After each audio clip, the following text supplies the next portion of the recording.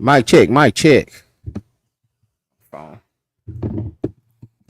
Make sure we live. Make sure we live. 1822.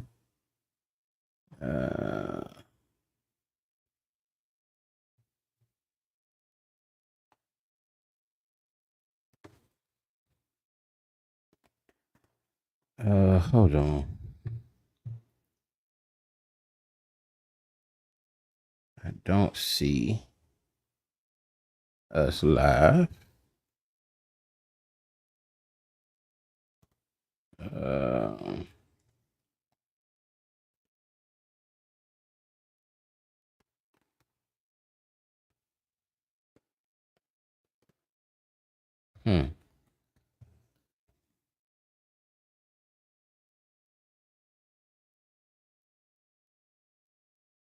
I don't see it.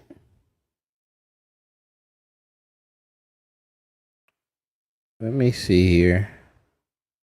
No thanks. I don't see the notification. Oh, well, no. Okay, I do see it. All right, we live. And I hear myself. Okay, excellent. All right, y'all. Biblical culture look. A biblical cultural look into harlots, whores, whoremongers, mistress, concubines, sodomites. It's kind of going to what we've been talking about of recent, but for us to really fine comb and look at the details within some of these stories that we're gleaning from. For us to look at some of the details and some of these stories that we're gleaning from. When we really examine these things, I'm telling you, you haven't really looked at it in this way. The way I'm about to show y'all to look at these stories, a lot of you have not looked at it in this particular manner. You haven't seen it in this viewpoint. And who would want to see it in this viewpoint? Who would want to see it in this way once I reveal this thing to you? But you know, just me discussing these discussions we've been having online, and it kind of shows me that we're not seeing it. We're not seeing these things pure. What is a concubine? Do we fully understand what a concubine is? Do we fully understand what a mistress is? And we're going to use some of these examples. We're going to look at some of these examples in the text that a lot of us use to support certain ideologies. But we wouldn't treat our wives like this. We wouldn't treat our wives like this. We wouldn't treat our daughters like this. You know, because we don't want to be treated like this. And we're going to see this. We're going to see this in the text. All right, we're going to see this in the text here.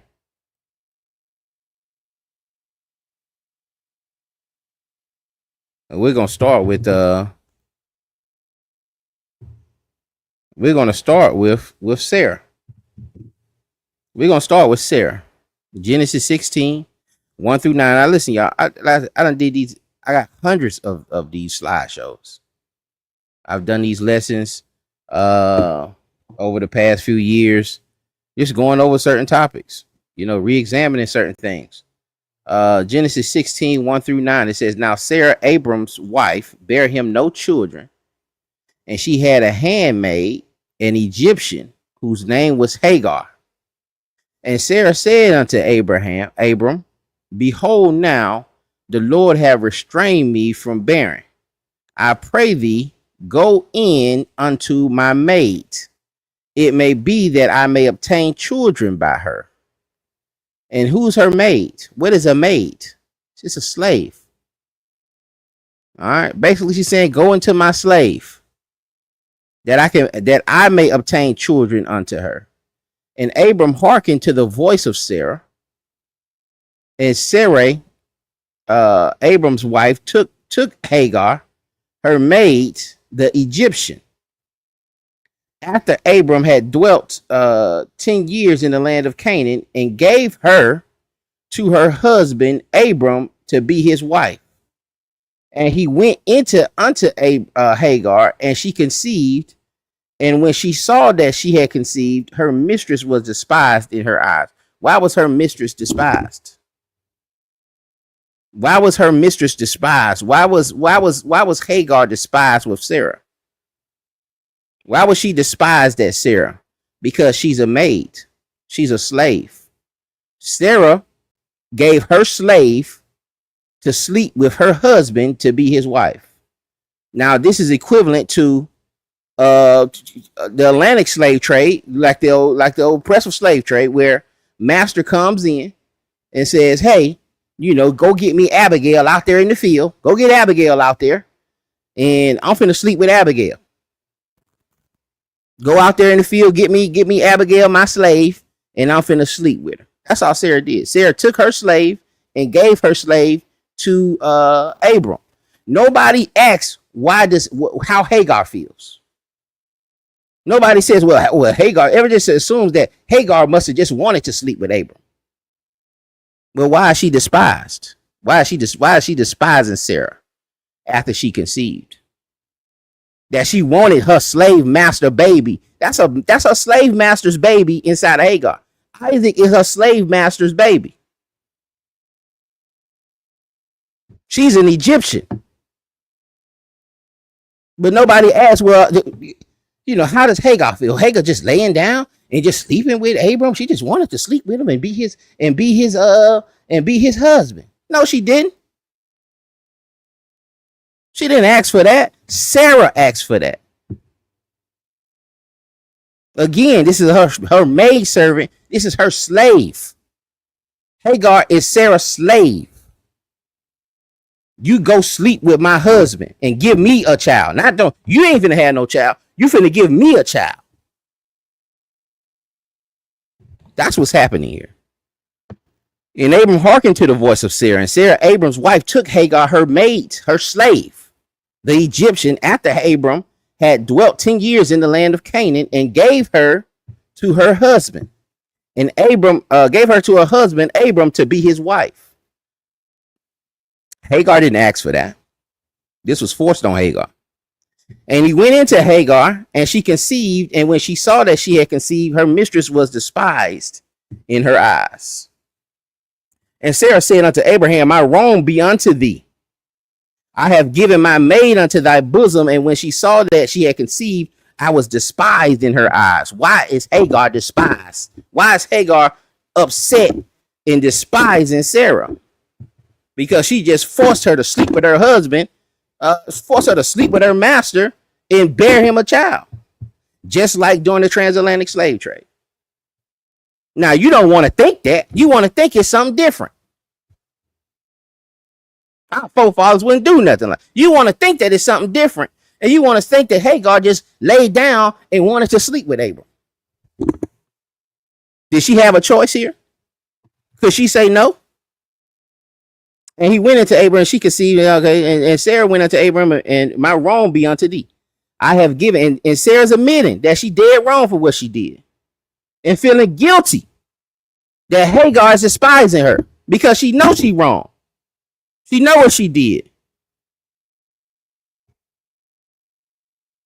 And when she saw that she had conceived and despised in her eyes, the Lord judged between me and thee. But Abram said unto Sarah, behold, thy maid is in thine hand. Do to her as it pleaseth thee.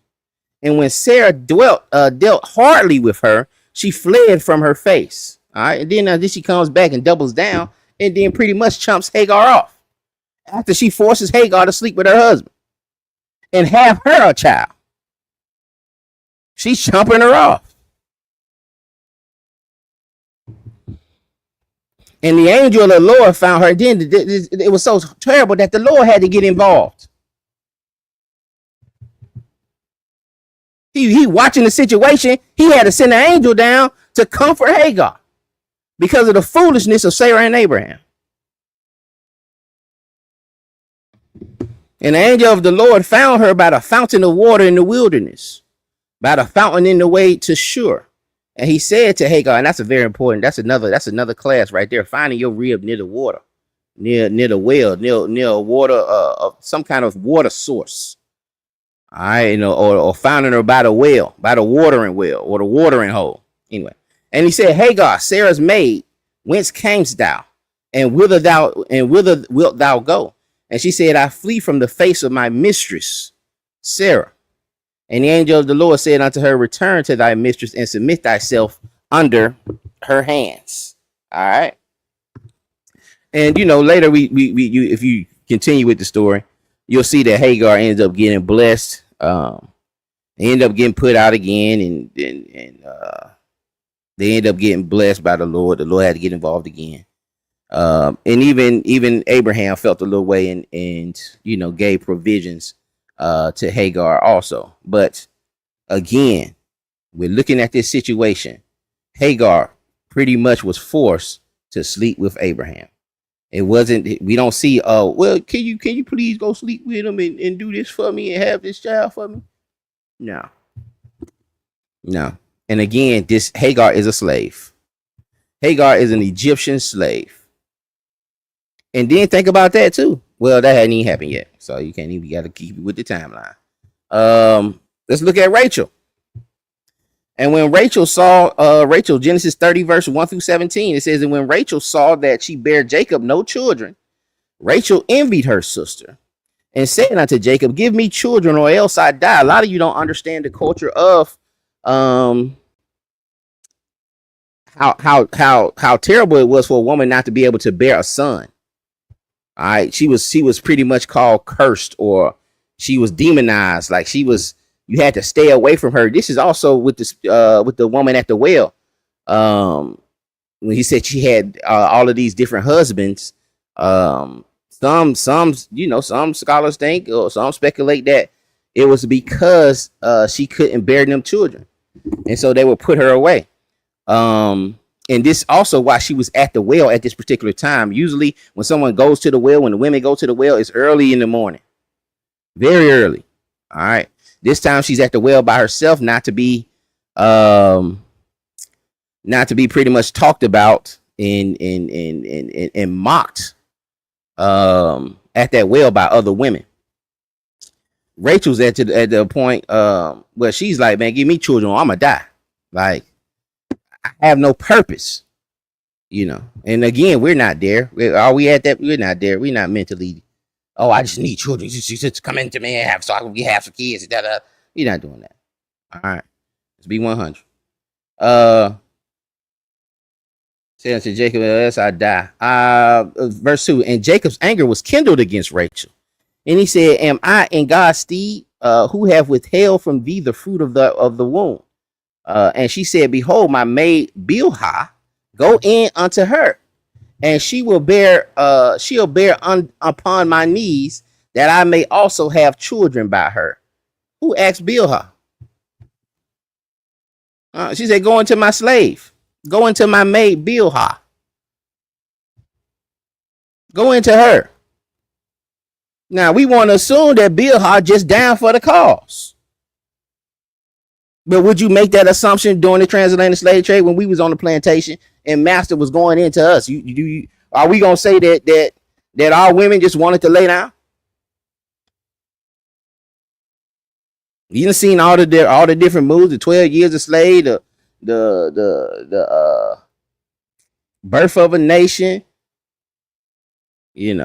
roots. Did our sisters just lay down? Did our sisters just want to lay down? We down with the cause? When they were asked to lay with master, that's what Bilhah's asked here. Well, she's not asked. He's telling Jacob, hey man, go in there and sleep with my maidservant so that I can have these kids. And Jacob at the point, Rachel's getting so darn, she getting so darn aggravating about this thing. Like, man, who am I? I ain't God. I'm not holding your womb back. What are you doing? I ain't got the power to do that. I go into you, we do it. That's it. If it don't happen, that's the Lord. What you asking me to do? I can't do that. I can't do it. So we're going to my darn maidservant. Go into my slave. Go sleep with my slave. Anybody concerned with Bilhah? Her maidservant to wife. Nobody talks about Bilhah.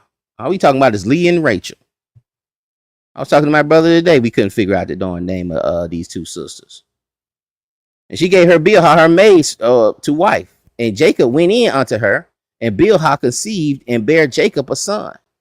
And Rachel said, God have judged me, and have also heard my voice, and he have given me a son. Therefore called she his name Dan. And Bilhah Rachel's maid conceived again, and bare Jacob a second son. And Rachel said, with great wrestlings have I wrestled with my sister. And then we just talking about the dealings with the two sisters, battling each other in jealousy, turn this thing into a competition. And I have prevailed, and I'm winning. Why? Because who kids are these? Are these Bilhah kids, or are these Rachel's kids? Imagine laying down with your slave master, and you're having kids. And see, that's what I'm saying. We don't want to look at it this way. But we want to look at it this way when it comes to the kingdom. Oh, we're going to have slaves, manservants, and handmaids. Y'all going to be slaves in the kingdom. We'll look at it like that, but we're not looking at it when we're reading this. We're not taking that look at it. We're not taking that glance at it. We ain't concerned with Bilhah. We ain't concerned with her. She conceived again and bare him a second son, and Rachel said, okay, and she prevailed, and she called his name Naphtali. Verse 9 says, when Leah saw that she had left barren, she took Zilpah, her maid, and gave her to Jacob to wife. And Zilpah, Leah's maid, bare Jacob a son. See, now what about Leah? What about Zilpah? What about Zilpah? Was she asked? Is this something she wanted to do? Did we just assuming? Oh yeah, I want to lay with your husband too. You don't think Zilpah want to go home? Zilpah was bought as a slave, and we're gonna see this. We're gonna see the laws and the legislation written about these things. Zilpah gave her daughter wife, and Zilpah made bear him a son. And Leah said, troop cometh. And she called his name Gad. And Zilpah, Leah's maid, bare Jacob a second son. And Leah said, happy am I, for the daughters will call me blessed. And she called his name Asher.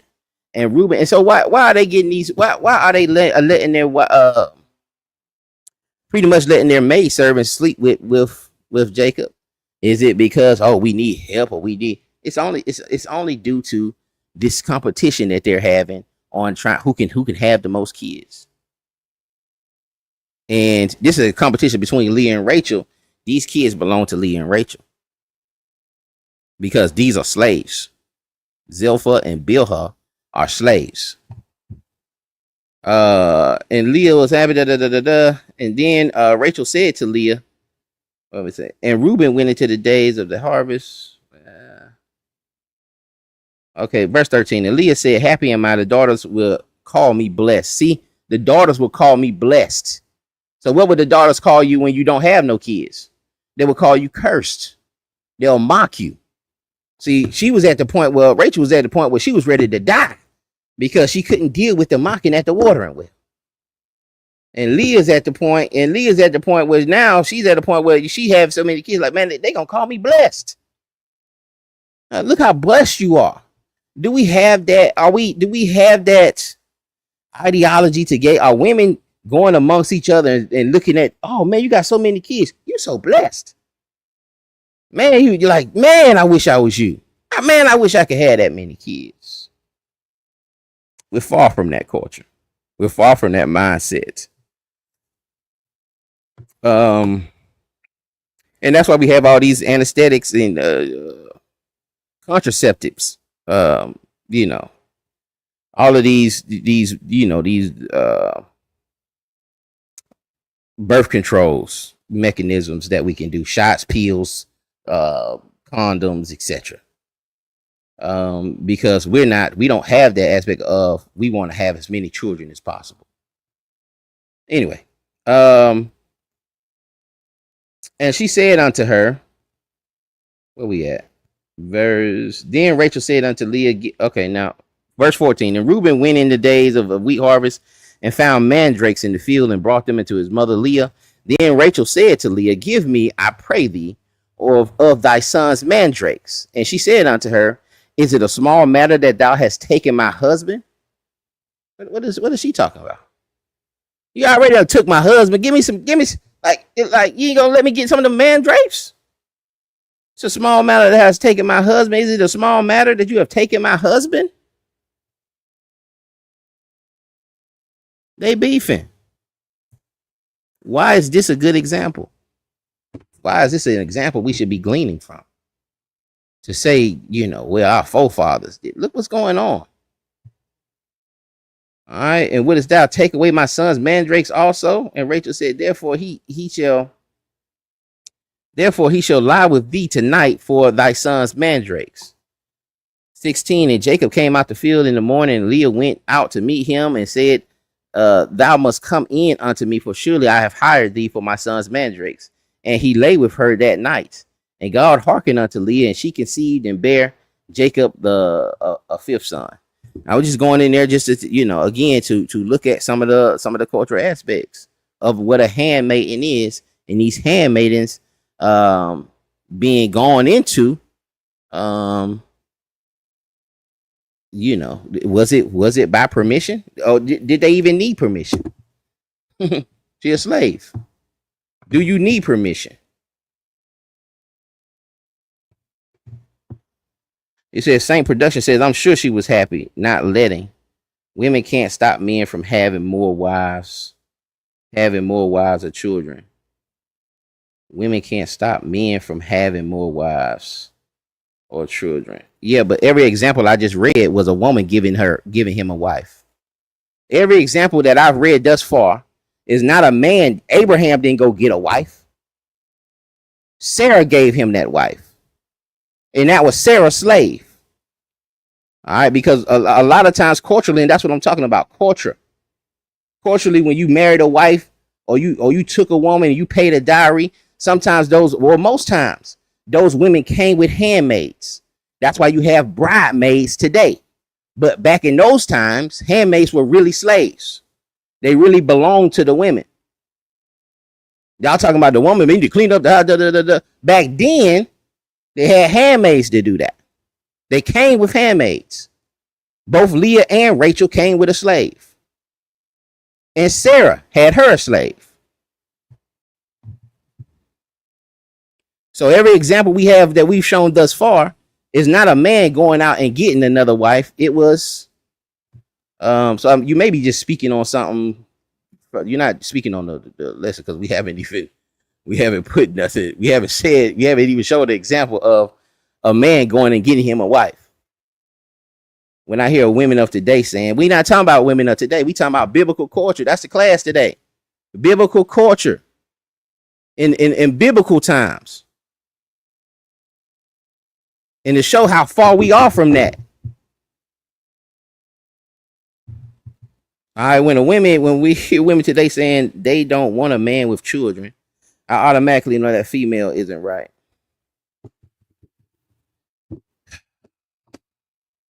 Okay. Yeah, you talking about something. You talking about something else, brother. You talking about dealing with these modern women. We ain't even talking about that. I'm just gleaning from the text. I don't even want to get in that. I go all day on that. What's a mistress? All right, what's a mistress? All right, lady, queen, mistress of servants. Mistress, lady. He says, behold, as the eyes of servants look unto the hand of the masters, and as the eyes of a maiden look unto the hands of her mistress. All right, Sarah was her mistress. Hagar despised her mistress. All right, Hagar was her master. Just like a servant look unto that servant, that's a man servant, looks unto the hands of their master, and the eyes of a maiden look unto the hand of her mistress, her master. So our eyes wait upon the Lord our God until that he have mercy upon us. All right. A handmaiden is to a servant is to a master as a handmaiden is to a mistress, as we are. All right. To the Lord. As our eyes wait upon the Lord. Isaiah 24:2, it says, and it shall be as with the people, so with the priest, as with the servant, so with his master, as with the maid, so with her mistress. And all I'm doing here is establishing that a maid, a handmaiden, these are slaves. These are slaves. This ain't something cute. And the buyer so with the seller, and the lender so with the borrower, and the taker of usury so with the giver of usury of him. Selling of daughters. Exodus 21, 7 through 11. It says, and if a man sell his daughter to be a maidservant, she shall not go out as the men servants do. Basically, she has to be that servant for life. She don't get to get away after 7 years. If you sell your daughter as a slave, she don't get to come back. All right, she's always that man's slave. If she please not her master, the person that you sold your daughter to, if she doesn't please him who have betrothed her to himself, then then shall he let her be redeemed. Then he has to let you can be able to buy your daughter back. All right. If he says, hey, you know what? I don't, he done betrothed her, said he wanted to marry her, but then said, nah, I ain't pleased. He said, well, then you have to let her be redeemed. Did he say write her a bill of divorce? No. Because this is a slave. This man bought this woman. This ain't no bill of divorce situation. All right. To sell her unto a strange and to sell her unto a strange nation, he have no power. He can't sell your daughter to no heathens. All right. Even though he don't want to deal with her no more, he can't sell her to no heathens, but he can sell them back to you or somebody in the nation. Seeing that he have dealt deceitfully with her. Okay. And this again shouldn't be something you should be gleaning from, being that this is someone that's dealing deceitfully with a daughter, with your daughter that you done sold unto him. And if he betroth her unto his son, he shall deal with her as the manner of daughters. If he take that slave and says, okay, well, now I'll just give you to my son, then he has to treat her not like a slave no more. She ain't a slave. You can't treat her like a slave. You got to treat her as a daughter. All right. He shall deal with her as the manner of daughters. If he take another wife, okay, he done betrothed your slave, or he betrothed your daughter, did deceitfully with her, or he tried to marry her off to your son. If he takes another wife, whatever the case may be, if he takes another wife, her raiment, her duty of marriage shall not diminish. Okay, he has to continue to he has to treat her like a wife or treat her like a daughter. Like he can't diminish his duties as a husband, being that he done dealt with this woman deceitfully. All right. And if thou, and watch this, and if he do not these things, these three unto her, then she shall go freely without money. Does she go freely and she don't have to pay for her freedom, because this is a slave. This is a slave. This is a man marrying his slave. And if he marries another, then and he diminishes anything from her, this woman can just leave. She don't need a bill of divorce. She don't need to talk to nobody. If she feels her duties are diminished, she can leave. And she don't have to pay for her freedom. Are we selling daughters? That's why I say, man, we got to eat the whole roll. If we going to eat it, you got to eat the whole roll. Are we going to sell our daughters as slaves? Year of release. No. Sarah was the mistress. Sarah was the master. Hagar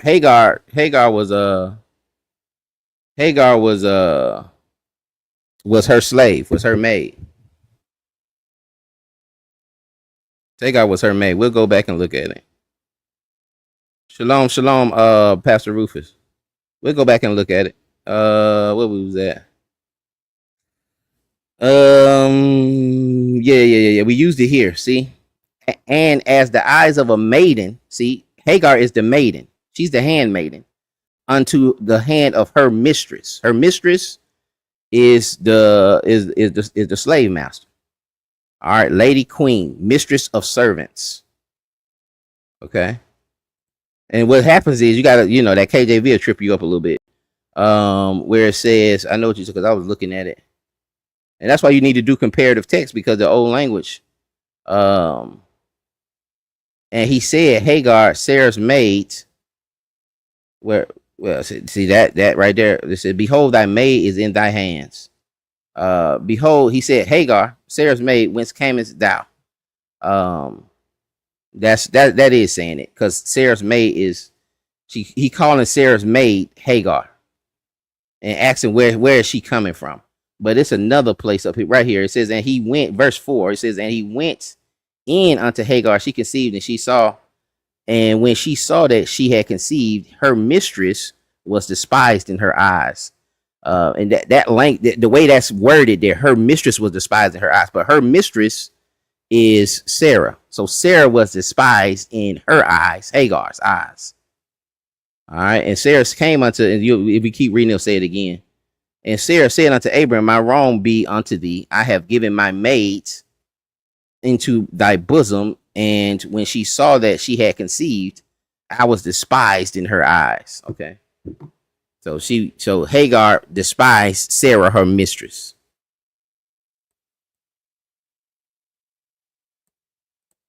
Let's talk about the year of release. Let's talk about the year of release. Deuteronomy 15:12-18, it says, and if thy brother, a Hebrew man or a Hebrew woman, be sold unto thee and serve thee 6 years, then in the 7th year thou shalt let him go free from thee. And when thou sendest him out free from thee, watch this, thou shalt not let him go away empty. When you let him free, you don't just let him go out that house without nothing. He don't leave without nothing. After he been serving you so many years, you cannot let him go out of that house with nothing. That's law. Thou shalt furnish him liberally out of thy flock, and out of thy floor, and out of thy winepress. Of that wherewith the Lord thy God hath blessed thee, thou shalt give unto him. And thou shalt remember that thou was a bondman in the land of Egypt, and the Lord that God redeemed thee. Therefore I command thee this thing this day. We were slaves. That man is a slave. But the man has to be redeemed on the 7th year. He has to be redeemed you have to let him go in the 7th year. The woman, you do not have to do that. But the man, you have to do that. And you not only do you have to let him go, but you also have to give him liberally from your flock, from your stock, whatever you done stocked up. You don't let nobody leave with nothing. You don't let nobody leave and go start no GoFundMe.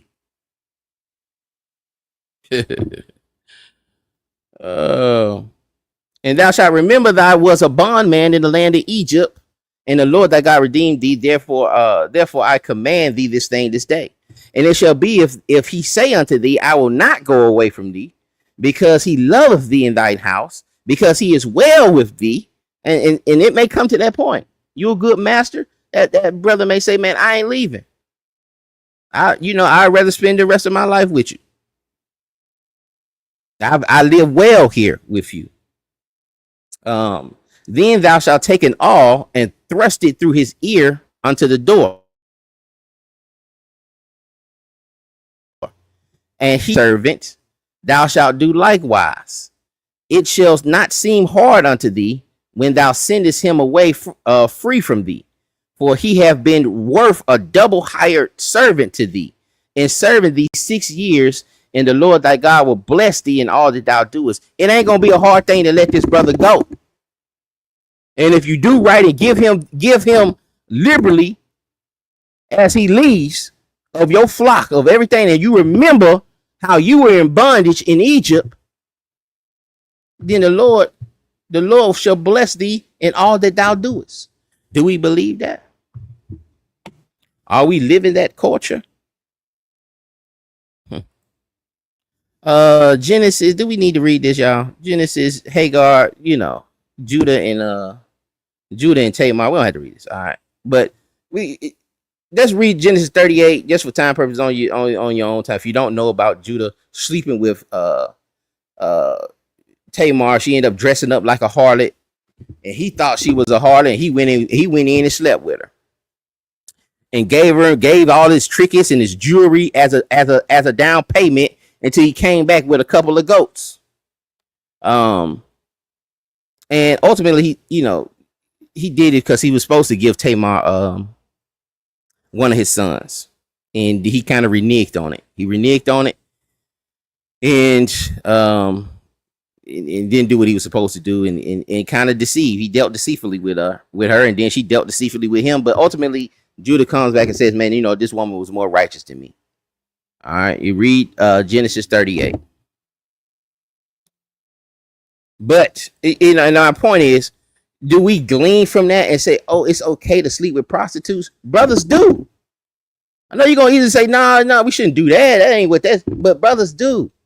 And that's why brothers are out here saying you can sleep with prostitutes. You got to make them say it. They ain't going to teach on it, but that's what they believe.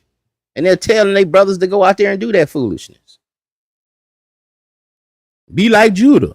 No. Don't be like Judah. It's not here for you to be like Judah. It's here for you to not do what he did. That's why he's telling you that she's more righteous than me. We know Rahab was a harlot. Joshua 2:1. And Joshua the son of Nun sent out of Shittim 2 men to spy secretly, saying, "Go view the land, even Jericho." And they went and came unto the harlot's house named Rahab and lodged there. Hebrews 13. We see that Rahab is mentioned in the chapter of faith. All of those who had great faith. By faith, the harlot Rahab perished not with them that believed not, when she had received the spies with peace. All right, they were saved by a harlot. James 2:25 says, "Likewise also was not Rahab the harlot justified by works, when she had received the messengers and had sent them out another way." All right, keynote here: Rahab married Solomon, which begat Joseph. All right, that's in Ruth chapter 4 verse 21. Okay, Rahab being a harlot. Harlotry was very prominent in those times. If a woman messed around and didn't have a husband, she would fall into a lot of times she would fall into whoredom. That's how she would have to feed herself. And that's why the Most High had laws about protecting the strangers, the women, and the orphans. That's why you couldn't glean the corners of the field. That had to be left for those women, for those children. So they wouldn't go into into whoredom. This is why Ruth and them were Naomi and Ruth were gleaning those fields, and Boaz was like, no, you ain't got to do that. Boaz seen that little thing out there picking up them little leaves, and you ain't got to glean with that. Man, you go get the good stuff. Tomorrow I want you to go in there. I want you to sit out there and get the good stuff with the other folks. Don't be out here gleaning the stuff done spoiled and fell on the ground. No, you ain't got to do that. Get that good stuff tomorrow. Anyway, Samson. This is just a couple of slides about how we was dealing in prostitution. Judges 15:4 talking about Samson. And when he came unto Leah, the Philistines shouted against him, and the spirit of the Lord came mightily unto him. And that's very important too when you dealing with the story of Samson, that spirit always came upon Samson. A spirit came upon Samson. All right, that's why they asked him, where did he get his strength? A lot of people draw Samson like he all big and strong, and he got muscular, and he like he been working out his whole life. That ain't necessarily the case. That ain't got to be the case. Samson could have been scrawny or fat like me. That's why they asked him, where you get your strength from? The spirit of the Lord came mightily upon him. And you'll see that phrase there, the spirit of the Lord came mightily upon him, right before a lot of those incidents where he goes and massacres these darn Philistines. All right. And of course, where upon his arms became as flax, they were burnt, and his bands loosed off of his hands. Judges 16:1. It says, then went Samson to Gaza and saw there an harlot and went in unto her. All right. Do we need to be like Samson? Is this for us to take Samson out and say, go here and go into this harlot? But this was the culture. Hosea 1 and 2 and 3 says, the beginning of the word of the Lord by Hosea. And the Lord said to Hosea, go take unto thee a wife of whoredoms and children of whoredoms. For the land hath committed great whoredom. The land has committed great whoredom, departing from the Lord. All right. They following all of these other deities. All right. They on every mountaintop. They on every evergreen tree. They on every evergreen. They on every hill. Worshiping these different deities, all these idols. So he went and took Gomer, the daughter of Dilam, which conceived and bare him a son. Now, this story isn't about, he married a prostitute, I can marry a prostitute. He's using, and this is what I'm saying, you got to be careful with calling yourself a prophet. Brothers call themselves prophets. Man, he's making an example. He's using an example of how Israel treated him. He wanted, and we supposed to feel that through the text. He wanted Hosea to feel how it felt to him, to feel what it felt like to marry a whore, because Israel is a whore. What it feels like to love a whore. And I know that very well. I told you my mom is a crackhead. And she dealt in prostitution. And I watched my dad love a Gomer. I watched him chase after her, go inside a darn, kicking down in trap houses trying to get her. But he couldn't. He couldn't save her. Because that substance was too strong. It was much stronger. And this is what Israel. This is what he's trying to show Israel, that substance, that idolatry and worship, even though the Most High look, he don't want to force them, but he ended up having I got to put this law in your hearts. I got to send my son down to die for your sin, or all of you will be wiped out. Or all of you will be finished. And he wanted Hosea to feel it, and then when we're reading it, we supposed to feel it. Like, dang, man, we really like, we really like that. We really like a whore loving a whore. We really like loving a slut. But brothers want to take from this, we can sleep with prostitutes.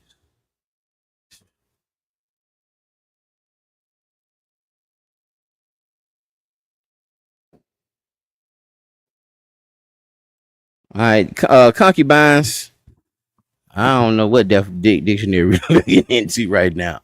It says the difference between wife and concubine was less marked among Hebrews than among us, owing to the absence of moral stigma. The difference probably lay in the absence of the right of the bill of divorce, without which the wife could not be repudiated. Which, with regard to the children of a wife of a concubine, there was no such difference as our legitimacy implies. The latter was a supplementary family to the former. Their names occur in the patriarchal genealogies, Genesis 22-24, 1 Chronicles 1-22, and their position and provision would depend on the father's will.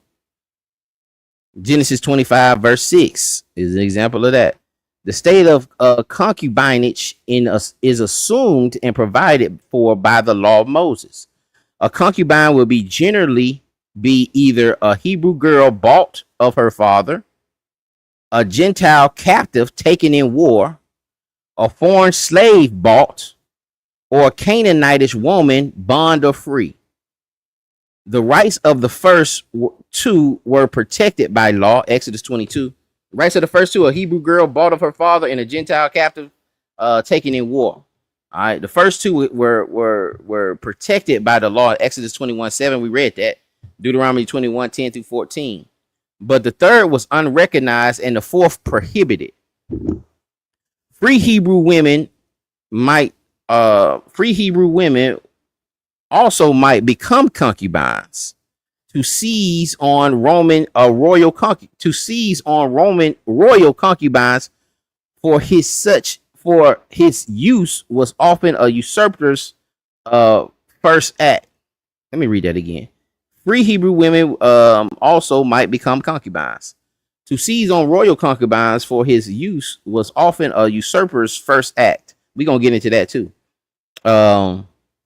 Such was probably the intent of Abner's act, 2 Samuel 3:7, and similarly the request on the behalf of Adonijah was constructed. And we definitely gonna talk about Adonijah.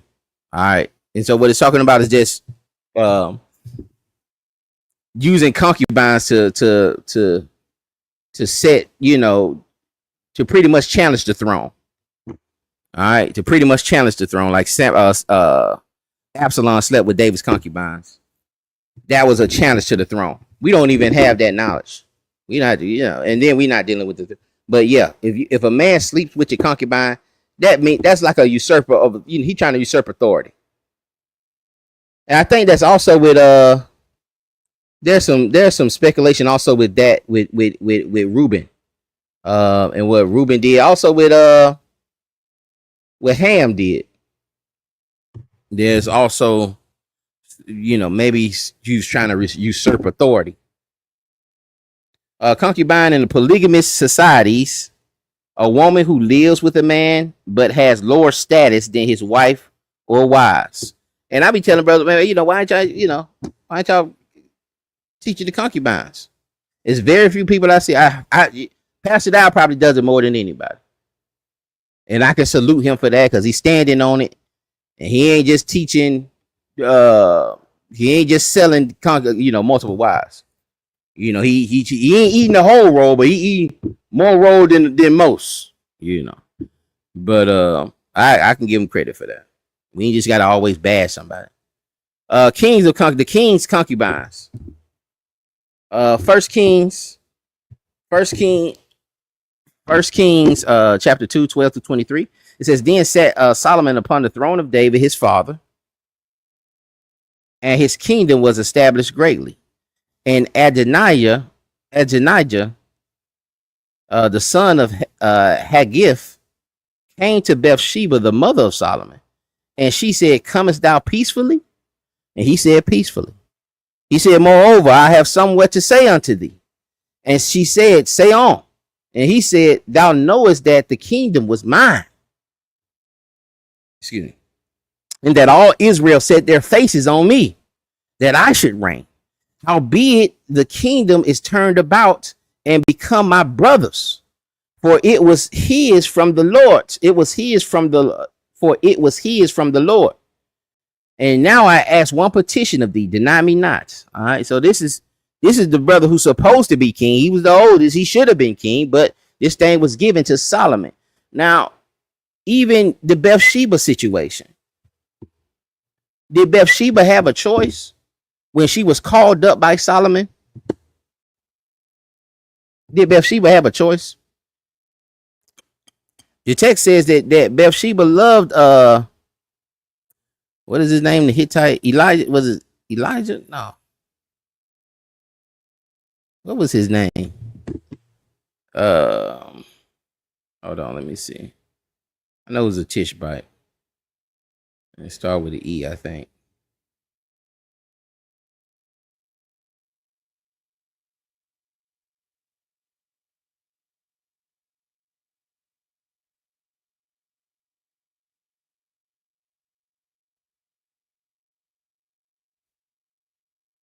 Uriah. Not Elijah, Uriah. Let me see if somebody helped me in the chat. Nope, ain't nobody help. It says, haven't jumped into the book of Hosea in a while, looking to the names of the children. Also, I took the story. It's definitely a metaphor.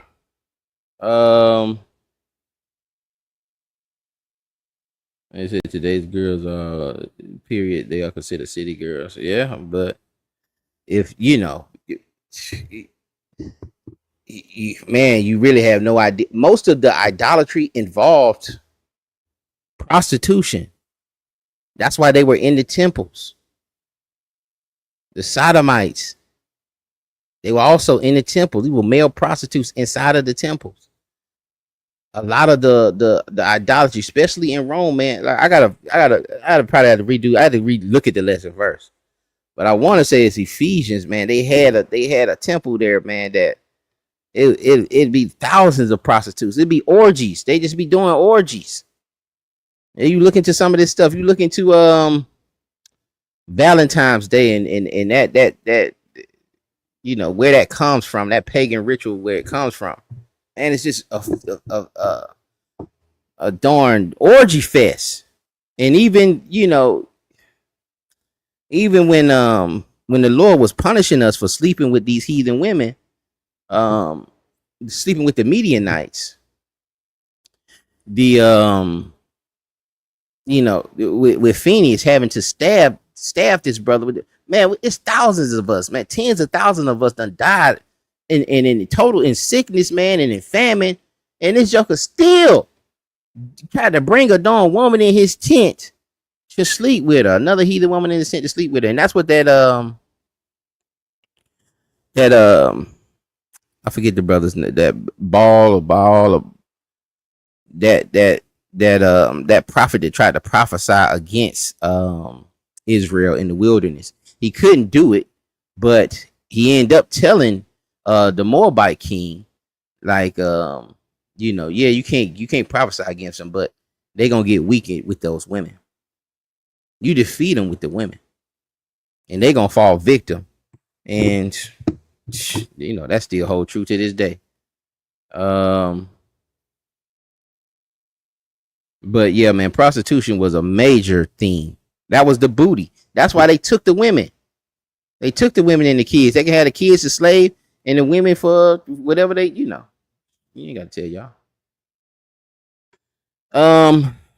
The king's concubines, but yeah, even this the situation with Bathsheba and Uriah, she loved Uriah. Did she have a choice whether she was gonna come up there, whether she was gonna sleep with Uriah? I mean, with David. She have a choice in the matter? Could she say no to David? And she said unto him, say on. And he said, speak, I pray thee, unto Solomon the king, for he will not say thee nay, that he will give Abishag the Shulamite to wife. And Bathsheba said, well, I will speak for thee unto the king. Bathsheba therefore went unto the king Solomon to speak unto him for Adonijah. The king rose up to meet her. And again, too, I'm sorry, with the Bathsheba situation is that, what she had to go through with that whole situation. Not only, did she want to really do that with David, but also have a child and then have to watch that child suffer. And and then the Lord rewarded her with another child and also gave that child to be the next king. But we got to eat the whole story. We can't just glamorize it. It's a lot of darkness in that story also. Bathsheba therefore went into the king and spoke to speak unto him for Adonijah. And the king rose up to meet her and bowed himself unto her. Look at that. All right. Solomon bowed, respecting his mother. And sat down on his and the king rose up to meet her and bowed himself unto her and sat down on his throne and caused a seat to be set for the king's mother. And she sat on his right hand. Then she said, I desire one small petition for thee. I pray thee, say not nay. And the king said unto her, ask on, my mother, for I will not say nay. I will not say thee nay. And she said, let Ashbehag, the Shulamites, be given to Adonijah, thy brother, to wife. And King Solomon answered and said unto his mother, and why doest thou ask? Abishag, the Shulamite, for Adonijah. Ask for him the kingdom also, because again, Abishag was a concubine for David. And what that would do with Adonijah sleeping with this concubine that belonged to David, a deceased king, that will show that It will show like he's trying to usurp authority, and that that he's the king, that he's really the king. And so, when she asks this, Solomon comes back, what you want me to give him the kingdom also? For he is my elder brother, even for him, and for Abiathar, the priest, and for Joab, the son of Zeruiah. Then King Solomon swore by the Lord, saying, God do so to me, and more also, if Adonijah have not spoken this word against his own life. All right, so now I gotta kill him. I gotta destroy him because he tried me. He just tried me by getting my own mama to come in here and ask, can he sleep with David's? Can I give him David's concubine so it'll look like he done usurped authority and took the kingdom and took the throne? Nah, no. That's a problem. That's a problem. But again, this is a culture of concubines that, we just need to know the culture. If you're saying we're trying to live it, you got to know it. 2 Samuel 16:21-23, it says, in Ahithophel said, y'all pray for me on these names, said unto Absalom, go in unto thy father's concubines, which he left to keep the house. And all Israel shall hear that thou art abhorred of thy father, and shall the hands of all that are with thee be strong. So they spread Absalom a tent upon the top of the houses, and this is Absalom going into his father, King David's concubines. So Absalom went into his father's concubines in the sight of all of Israel. And the counsel of Ahithophel which he counseled in those days, was as if a man had inquired of the oracle of God. So it was also so all the counsel of Ahithophel, both with David and Absalom. So he told him, hey man, he was trying to help him usurp the authority over David. Said, listen, man, take them concubines and sleep with them in front of all of Israel. Put a tent up over the house, sleep with them in front of all Israel. Then they'll know that you pretty much here for the throne. And those that support you, their hands will be strong with thee. All right, a few more slides, y'all. Torah, Leviticus 19-29. Make sure. Let me see if anybody's saying anything. Yeah, y'all hit the like button for your brother. Hit the like button. Appreciate you, brother Michael, Yasharala, sons of the Most High. Hit that like button for a brother. Leviticus 19:29. Do not prostitute thy daughter to cause her to be a whore, lest the land fall to whoredom and the land become full of wickedness. Deuteronomy 23:17-18. It says, there shall be no whore of the daughters of Israel, nor a sodomite of the sons of Israel. Thou shalt not bring the hire of a whore or the price of a dog into the house of the Lord thy God for any vow, or even both these are abomination unto the Lord thy God. Leviticus 21:9, it says, and the daughter of any priest, if she profane herself by playing the whore, she profaned of her father, she shall be burnt with fire. All right, we should not have whoredom in the land. This is just a couple of verses about how the Most High was supposed to cast out these whoredoms, and how some of these kings did right and some of these kings did wrong. 1 Kings 14:22-24, it says, and Judah did evil in the sight of the Lord. They provoked him to jealousy with their sins which they had committed above all that their fathers had done. All right, we were getting wickeder and wickeder. For they also built them high places and images and groves on every hill and under every green tree. And there was also sodomites in the land. And they did according to all the abominations of the nations which the Lord cast out before the children of Israel. 1 Kings 15:11-12, and Asa did that which was right in the eyes of the Lord, and as did David his father. And he took away the sodomites out of the land and removed all the idols that his father had made. 1 Kings 22:42-46, it says, Jehoshaphat was 35 years old when he began to reign, and he reigned 25 years in Jerusalem, and his mother's name was Azubah, the daughter of Shilhi. And he walked in all the ways of Asa, his father. He turned not aside from it, doing that which was right in the eyes of the Lord. Nevertheless, the high places were not taken away. For the people offered their burnt incense yet in the high places. And Jehoshaphat made peace with the king of Israel. Now the rest of the acts of Jehoshaphat and his might that he showed and how he warred, are they not written in the book of Chronicles of the kings of Judah?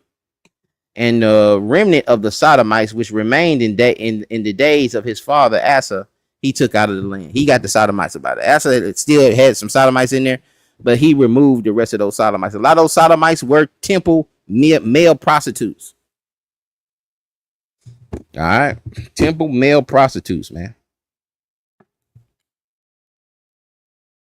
Ways of a harlot. Proverbs 7, 6 through 27. It says, for at the window of my house I looked through my casement and beheld among the simple ones. I discerned among the youths a young man void of understanding, passing through the street near her corner. And he went in the way of her house, in the twilight, in the evening, in the black, in the dark night. And behold, there met him a woman with the attire of an harlot. And that's and you knew a harlot. All right. It was a attire. Like if we would have read the Genesis 38, Tamar went and put on the attire of a harlot. All right. You knew what a harlot was. They had a certain clothing that was different from others, even with one of David's sons going into his daughter, to his sister. The sister had on a coat that told everybody that she was a virgin. She had on a attire that told everybody that she was a virgin. But when the son took it from her, she was upset and tore up the coat and took the coat off and ran out. But there were certain attires that would tell you if a woman was a valuable, was a harlot, was married. You know what I'm saying? And I think they were veiled. Our women were veiled also. So, and that's something we kind of overlook, with the whole veiling situation. But man, we wicked, man.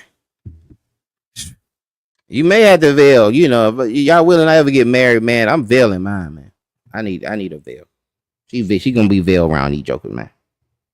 She gonna be veiled. I don't see jokers running behind these darn Muslim women. But I seen something recent. I'll talk about it later. But yeah, I'm veiling mine. Don't even be shocked.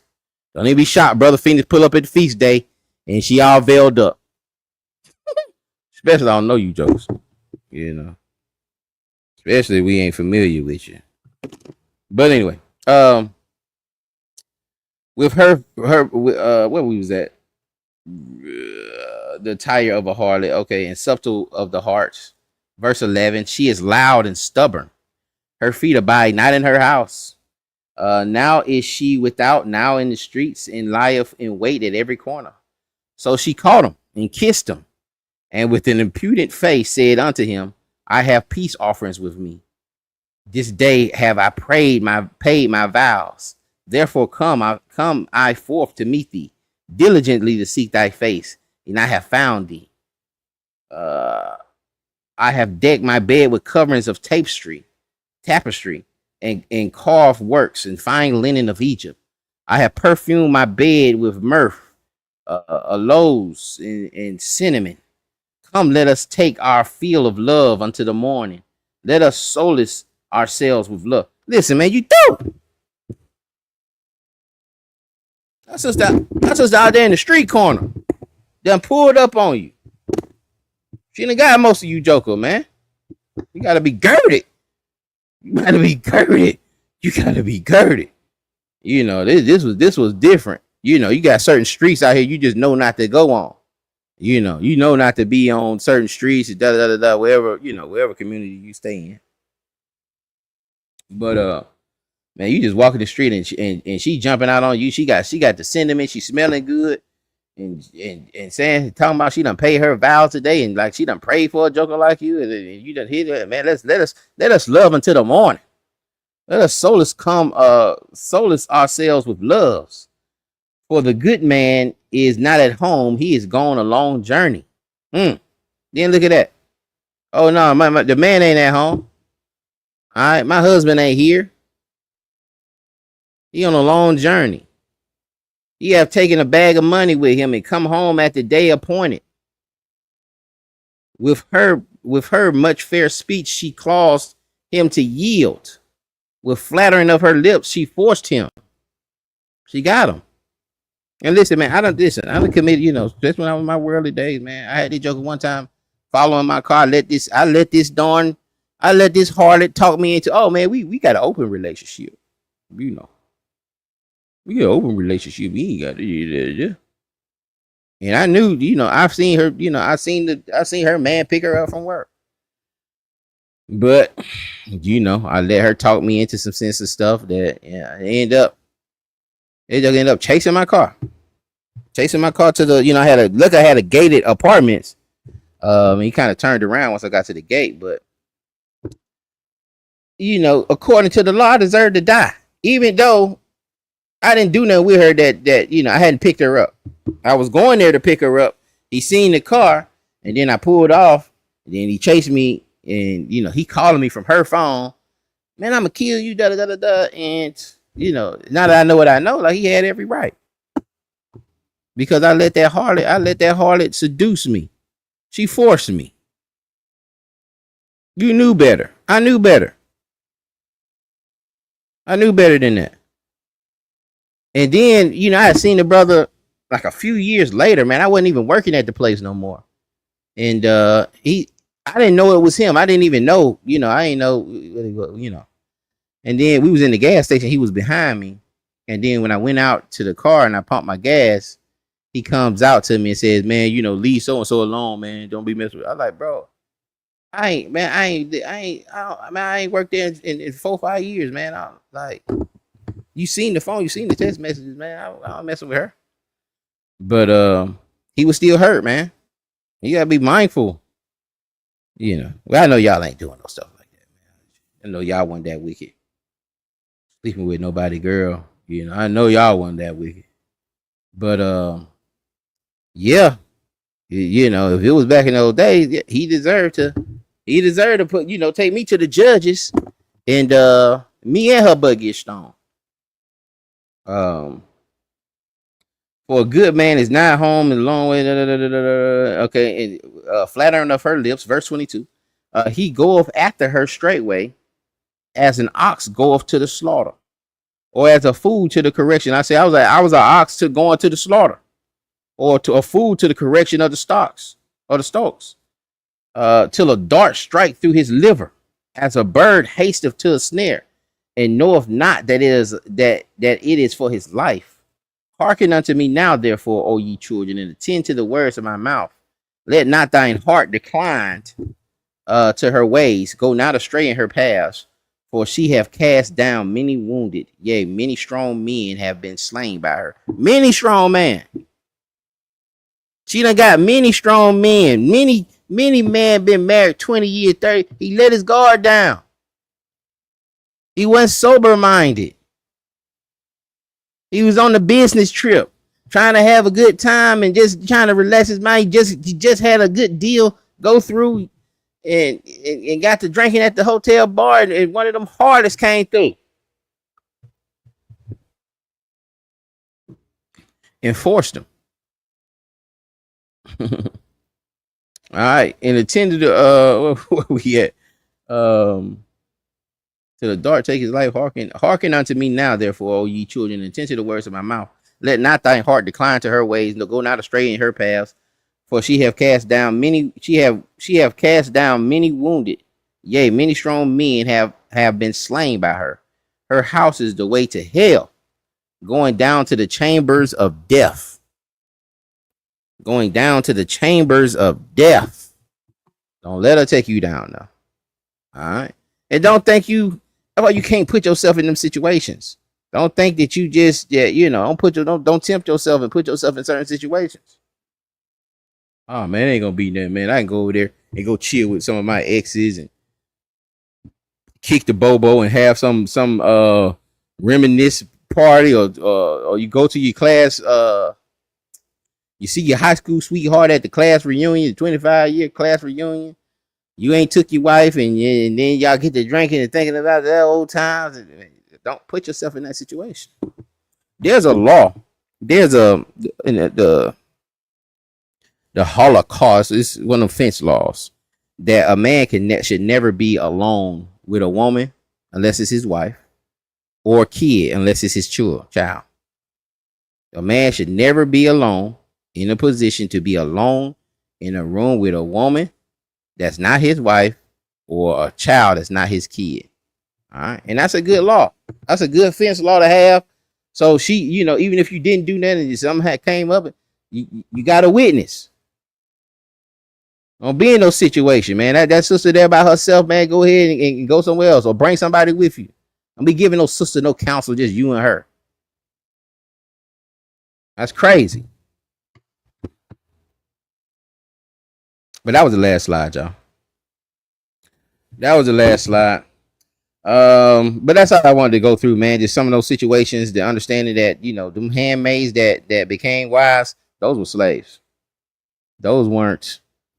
And a lot of times, if one has to speculate, you have to speculate that these people were, that was a forced situation. That was a slave sleeping with the slave master and having the slave master's kids. And that's not something that we want. That's not something that we promote when we talk about this transatlantic slave trade and what happened to us. And we have to view those things, in that manner. I have to view those things in the manner. Anybody got any questions? Anything to add? If not, I'll close this thing on out. I'll give y'all a few minutes. But biblical culture.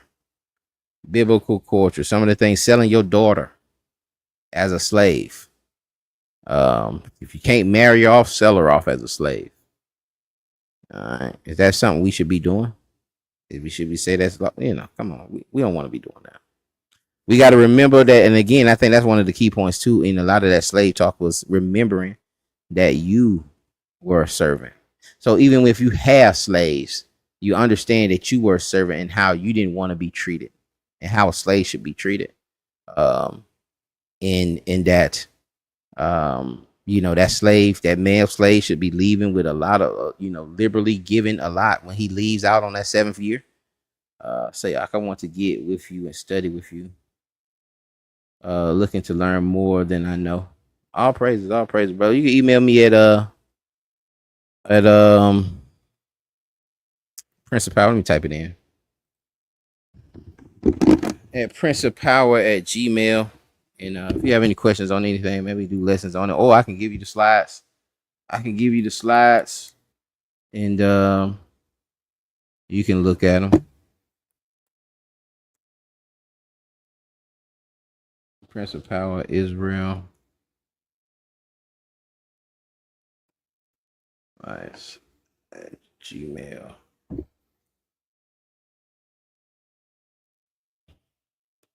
And I'll give you too, man. Just email me. I can get you in on the conference line also. Do a lot of classes too that's not online, that we do them on a conference call. Hold on. I spelled it wrong. I said Gmail. And anybody who have any questions, anything, feel free to email me there. And if you have any questions on anything, like I say, I got a ton of lessons, and appreciate the arms, brother Michael Yasharala, Sons of Israel. Appreciate that, brother. Greatly appreciate it. And if anybody have any questions, anything, and want me to go over any topics, just email me, and if more than likely I have something on it that I can bring out. This we was talking about earlier, and I just, I knew I did a couple of classes. I have another class similar to this about the strangers, the orphans, and the widows, and about our just dealings, and not neglecting them. But I want to do that first shall be last. I have to do that. Y'all willing, I'll do it tomorrow. If not tomorrow, not on Shabbat, then we'll do it. We'll do it Sunday. All praises, brother. All praises. Anybody have anything else before we close out?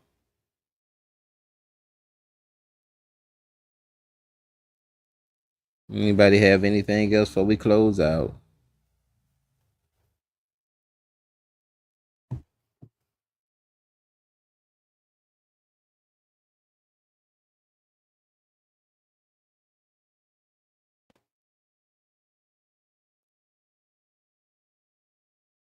Oh, Uriah said, "Is it a sin to have two wives?" Well, if we go to the New Testament, it should be clear. It should be clear. You know, brothers will look at that text when it's saying that he should be the bishop of one wife. The wife should have one wife. And brothers will play with that and say, well, it should be the first wife. And you really playing with the text. That's just as crazy as brothers saying what the Gentile really mean Israelite. You doing the exact same thing. You're doing the exact same thing. So I can do a lesson on that, and we can go through the whole thing. But I was just going through the Old Testament for the most part, because that's where it was allotted. That's where it was allowed. But you don't have many grounds to stand on in the New. You don't have many grounds to stand on in the New. I was going to where it's strongest at, where it was allowed. But because it was allowed, like I said earlier, because it was allowed, it doesn't mean that's God's idea. That wasn't God's program. That wasn't God's setup. And we understand that through Christ's words. Let me look at Mark 10 real quick. We understand that clearly through let me go to Blue Letter and then share my screen.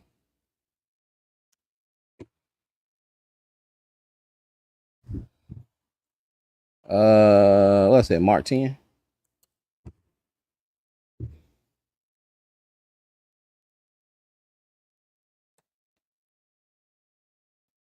Hold on, let me take this down and share screen here.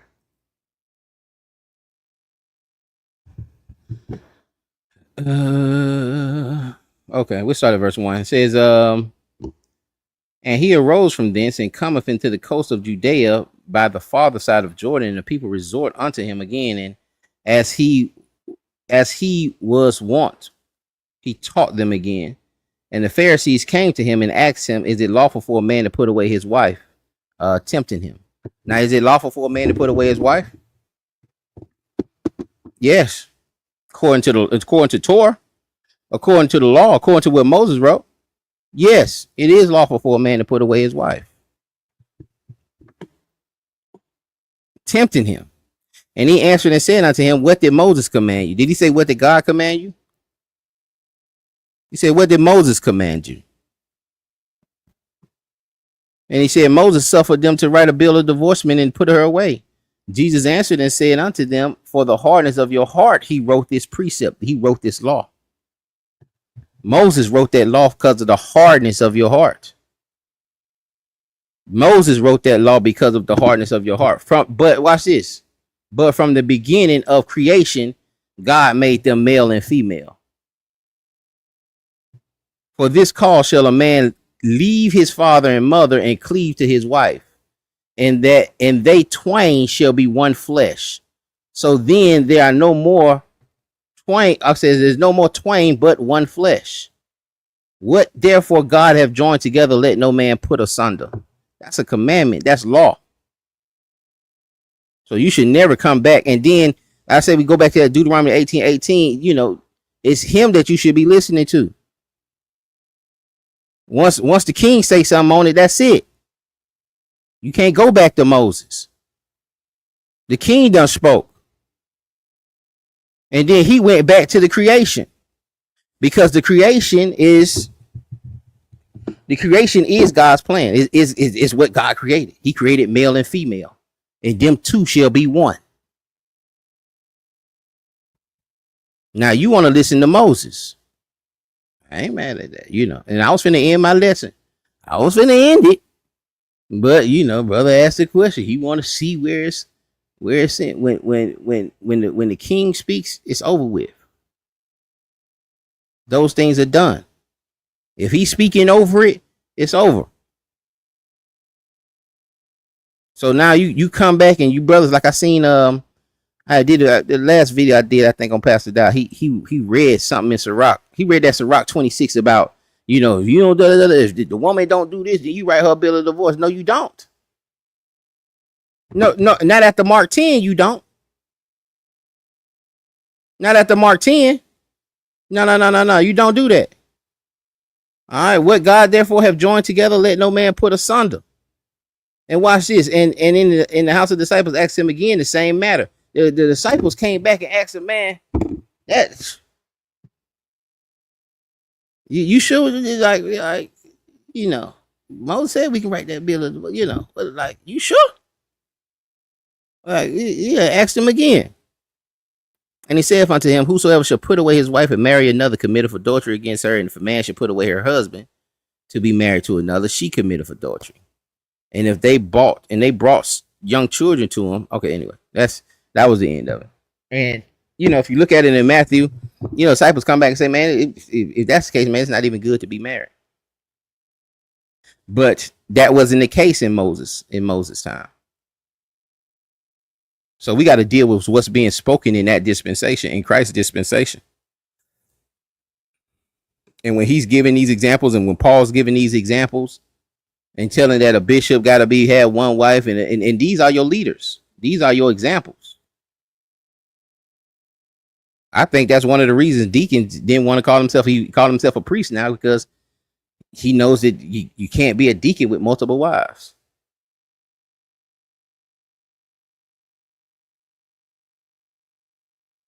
But if you want to come back and your defense to all of them verses is that's your first wife, that means the first wife.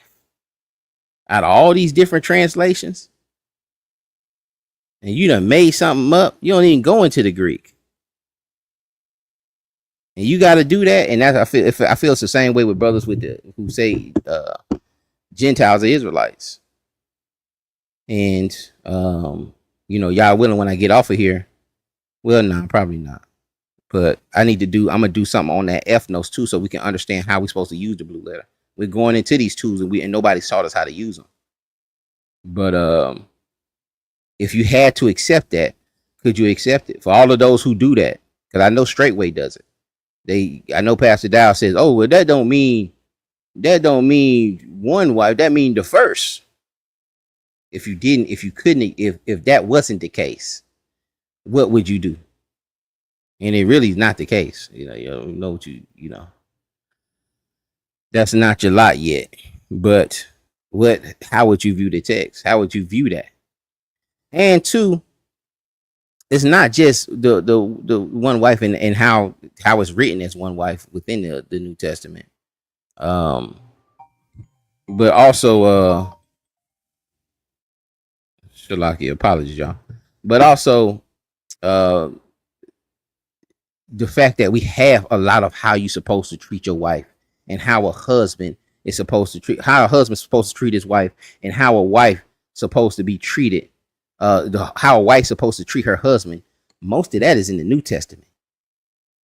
Go Google how many Google find some verses on how a woman is supposed to treat her husband and how a husband's supposed to treat his wife. In the Old Testament,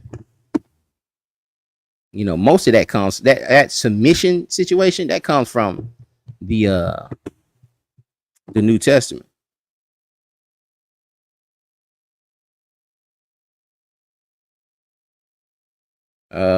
Would you consider writing a precept book now? No. The first time I saw multiple was Lamech and John. It was while I was asking. Oh, okay. But then that's another thing. Why is that even there? I think the first time too with the Edomites, with Esau. And we always want to be like the other nations. And that's another thing we have to deal with, just us, Israel, just the fact of us us wanting a king. When the Most High said, I'm gonna be y'all king. I'm gonna be with y'all. I'm gonna dwell with y'all. I'm gonna be y'all king. We said, nah. We don't want that. We don't want that. We want to be like everybody else and get us and have us a king that we choose. That's over us. That's tall and handsome. Yeah, make Saul our king. And we rejected the Most High as our king and chose Saul for Saul. You know. But yeah, a precept book, no. And I'm gonna tell you too, a precept is just a law.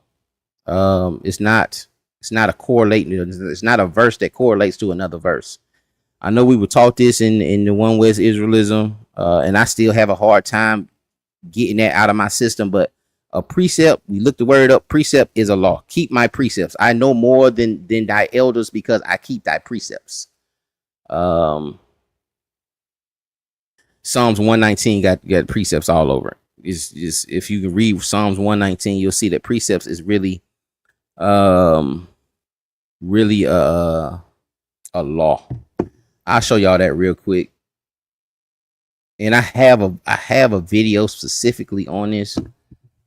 But it's not Isaiah 28 is not teaching us it's not teaching us how to exegete the text. It's not a hermeneutic principle.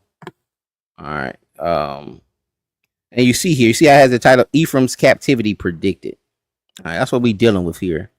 And see, we'll read this. Let me tell you what we'll do. We will read verse 10. We'll start at verse 9. It says, whom shall he teach knowledge? To whom shall he understand doctrine? Them that are weaned from the milk and are drawn from the breast. For precept must be upon precept, precept upon precept, line upon line, line upon line, here a little, there a little. This verse is really not. This verse cannot really be translated. All right. All right. The translators don't really know what this is saying. Now, I'm gonna show you what it's saying though. All right. And then it comes here and says, for stammering lips in another tongue will he speak to him. They don't know what this is saying. And then you have the next verse, for stammering lips in another tongue will he speak. This is a judgment given to Ephraim. All right. This is a judgment given for Ephraim. Now let's look at the word precept there.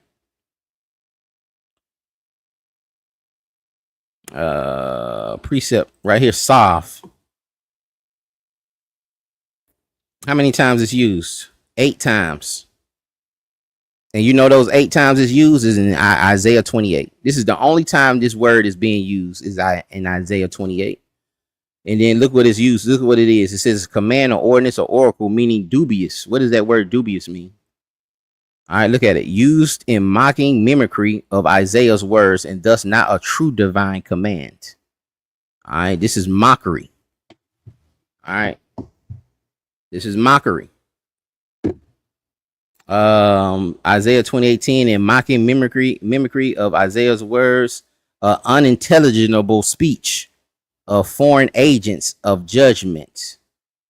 Okay, and others compare rendering. But again, and watch, we can show it to you where it's used at again in Hosea. In Hosea 5:11, it says, Ephraim is oppressed and broken in judgment because he willingly walked after the commandments. Now look at what this is saying. Ephraim is oppressed and broken in judgment because he willingly walked after the commandment. So God done oppressed Ephraim and broken them and destroyed them because they are walking after the commandments. They're keeping the commandments. No, they're keeping the commandments of heathens. They're keeping the commandments of heathens, and that's why they're being oppressed and broken. And I can show you that too. I ain't trying to go too deep into this thing. But if we keep reading, let me go back here. We keep reading. Even the precept, the line upon line, none of that's really Hebrew. And this way you get the stammering lips in another tongue shall he speak to his people. We'll pull that verse out and say, well, that's why we read it in English. And this is a judgment on Ephraim at that moment. And that's we have to understand the who, what, when, where. When we start grabbing verses or what we could call precepts, you have to first understand. You should want to understand. Well, what is it talking about in this chapter? Who is this prophet going to prophesy to? Who is he going to talk to? Who is he going? Why is he going there? Who is he going to talk to? When did this supposed to happen? Is this eschatology? Is this end time, or is this something that he's going to tell these people at this moment? But let's keep reading here. It says, to whom he said, this is the rest, the rest wherewith ye may cause the weary to rest, and this is the refreshing, yet they would not hear. Watch this. But the word of the Lord was unto them, precept upon precept, line upon line, line upon line, here a little, there a little, that they might go and fall backward and be broken and snared and taken. How we gonna, if we gonna take and say that this is this is a correlating verse and this is how we supposed to learn the Bible, then what are we doing with verse 13 where it's saying that we're gonna be broken and snared by this?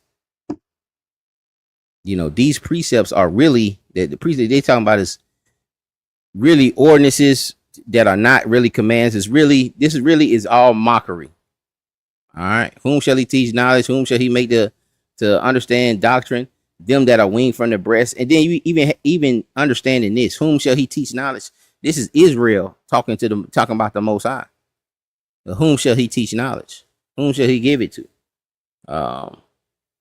But and if you go and you read the chapter, it's talking about Ephraim and how their leadership is all drunkards and everything is filthy at the table. And it's metaphoric at the same time. But it's also a little some it can be literal also, but the vomit can be all kinds of doctrines, all kinds of filth. We can be drunk off the wine of like the wine of Babylon, all kinds of filth. But here is not where you grab how to learn to teach the Bible. We weren't walking around with Bibles like that. The if you look at an old King James Bible, the Bible was like this thick, man. The Bible is like this thick. They couldn't, and then they was walking around with scrolls. You ever seen jokers with these scrolls? And you talking about today, but imagine the scrolls back then. That didn't come into part until Alexandria, Egypt. And we started building synagogues and placing those things, but synagogues aren't Torah. We weren't going to a synagogue in before Babylon captivity. Once we got out of Babylon captivity, that's when these things started transpiring. That's when a lot of things started transpiring. But we didn't have these writings like that during the times of Isaiah. All right. Some say Ezra pretty much wrote the Torah and everything over for us after coming out of the Babylonian captivity.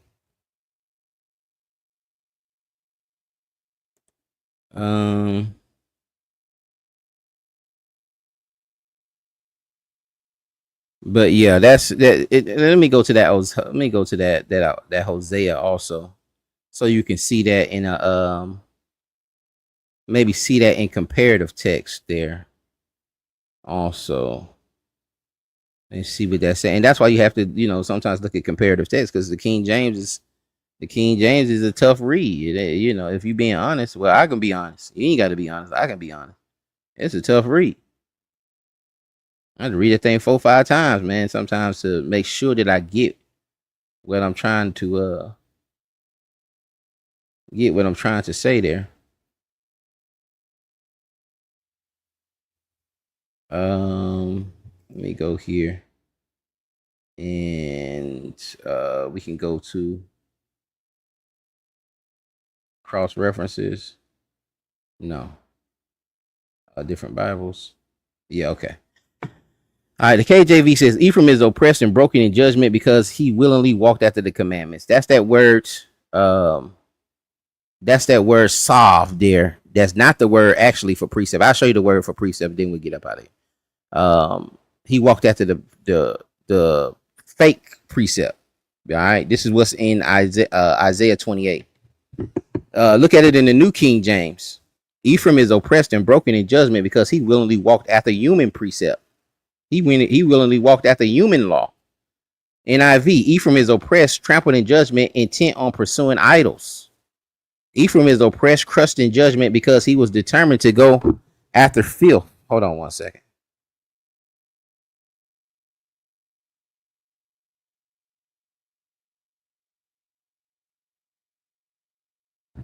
Sorry, y'all. Ephraim is oppressed, crushed in judgment because he determined to go after filth. This is the same thing here, talking about he was willingly to walk after the commandments. But again, at KJV, if you don't look into it, it's gonna trip you up. It's gonna sound crazy. All right, and that's why again you have to look at comparative text. Let me look at the NLT. Do we have it here? Don't think we have it here. Oh, there it is. The people of Israel will be crushed and broken by my judgment because they are determined to worship idols. This is the same word for precept inside of that Isaiah 28. And these are the only places it's used.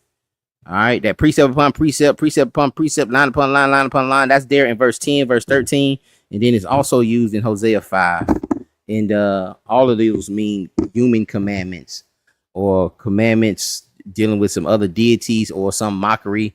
But it's a precept is just a law. Let me look at it in 119. Psalms 119. It's gonna be hard for us to break it. It's gonna be hard to break. I still say it, and I say it too just to get it across to people because I know that's what we understand it as.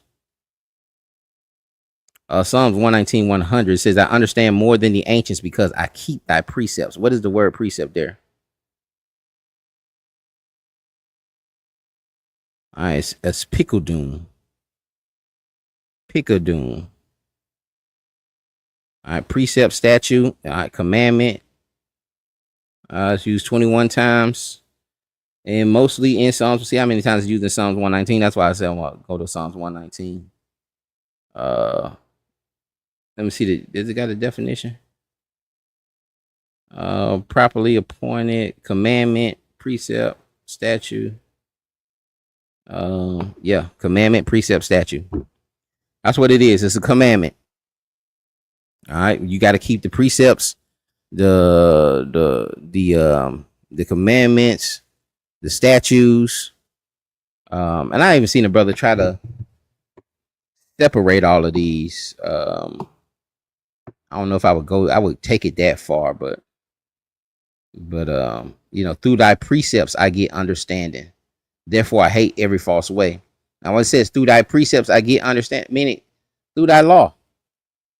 Through thy law I get understanding. And so it's not to say that you shouldn't, maybe grab a verse here or grab a correlating verse. All I'm saying, I'm not saying that's a bad methodology, but Isaiah 28 is not saying that. That's all I'm saying. Isaiah 28, it doesn't say that. It's not giving you that instruction. But you do get understanding through keeping the precepts, through meditating on the precepts. And the precepts is the law. The wicked have laid a snare for me, yet I erred not from thy precepts. They had almost consumed me upon the earth, but I forsook not thy precepts. I pray that thing was helpful. I'll stop sharing. Do you really think after all this time, since Columbus and about 200 years since Christ, really think do I think what? That the Messiah? Absolutely. Absolutely, I think that. Do you not believe in the Messiah? And if you don't believe in the Messiah, you'll take it back even farther than that. And the Most High haven't redeemed us. If you're Old Testament only, your point would be even worse. I'm not sure if you're Old Testament only. But your weight would be even worse because he hadn't sent the Messiah and he destroyed your temple. The last thing the Lord said unto you is, he destroyed your temple and you tried to rebuild your temple and it was pretty much trash. All the people wept and cried and told you that something was coming. So, he told you, that Elijah would bring forth this would be this forerunner for the Messiah. Even if you Old Testament on, you're still waiting on a Messiah. You know, if I'm getting your question, right, brother Yashar. But I pray you believe in the Messiah, and that you haven't grown weary because you haven't waited 2,000 years. You haven't even smelt the temple. You don't even know what it's like to have to sacrifice 1,000 goats.